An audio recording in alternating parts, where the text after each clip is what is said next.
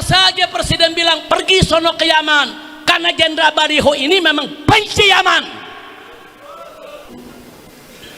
Kalau mahasiswa lagi protes, demo, apa dia bilang? Yang protes-protes keluar dari Indonesia. Selalu begitu.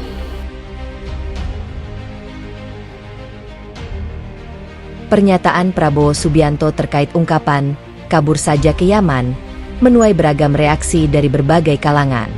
Salah satu tanggapan keras datang dari tokoh ulama sekaligus pimpinan Front Persaudaraan Islam, Habib Rizik Syihab, yang menyindir pernyataan tersebut sebagai bentuk komunikasi publik yang tidak mencerminkan kepemimpinan yang bijak. Dalam sebuah ceramah yang dihadiri ratusan jamaah, Habib Rizik menyoroti ucapan tersebut dengan nada tegas namun syarat makna. Ia mempertanyakan konteks dan maksud dari pernyataan itu, terutama jika benar ditujukan kepada masyarakat yang tengah menghadapi kesulitan ekonomi. Kalau rakyat sedang susah, jangan malah disuruh kabur. Pemimpin itu hadir memberi solusi, bukan memberi saran untuk pergi, ujar Habib Rizik dalam tausiahnya. Ucapan, kabur aja ke Yaman, sendiri ramai diperbincangkan di media sosial setelah dianggap sebagai bentuk sindiran atau candaan dari presiden terhadap kondisi tertentu. Namun, sebagian masyarakat menilai pernyataan tersebut kurang tepat di tengah situasi ekonomi yang sedang menjadi perhatian publik. Negara Yaman yang disebut dalam pernyataan itu pun dikenal sebagai wilayah yang tengah mengalami konflik berkepanjangan, sehingga menambah sensitivitas atas ucapan tersebut. Habib Rizik menegaskan bahwa seorang pemimpin memiliki tanggung jawab besar dalam menjaga ucapan, terutama di ruang publik. Menurutnya, setiap kata yang keluar dari seorang presiden memiliki dampak luas dan bisa ditafsirkan secara berbeda oleh masyarakat. Ini bukan soal bercanda atau tidak, tapi soal empati. Rakyat butuh harapan, bukan kalimat yang bisa membuat mereka semakin resah. Tambahnya, reaksi atas pernyataan presiden ini memang terbelah.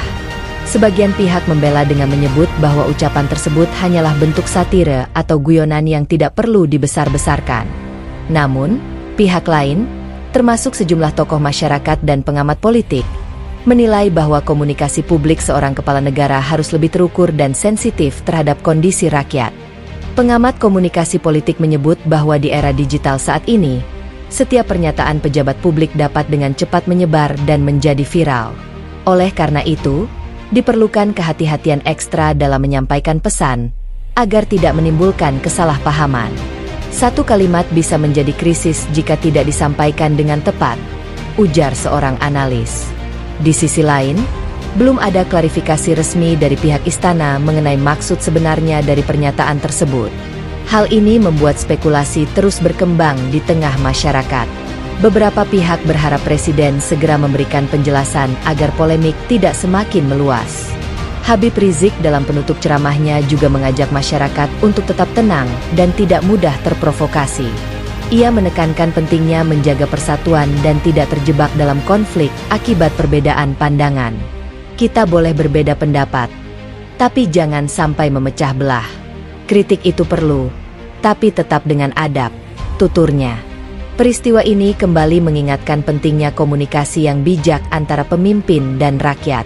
Di tengah tantangan ekonomi dan sosial yang dihadapi bangsa, masyarakat berharap adanya kepemimpinan yang mampu memberikan rasa aman, harapan, dan solusi nyata, bukan sekadar pernyataan yang menimbulkan kontroversi.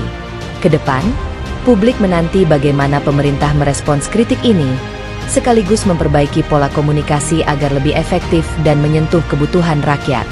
Dalam dunia politik, kata-kata bukan sekadar ucapan, melainkan cerminan arah dan sikap kepemimpinan itu sendiri.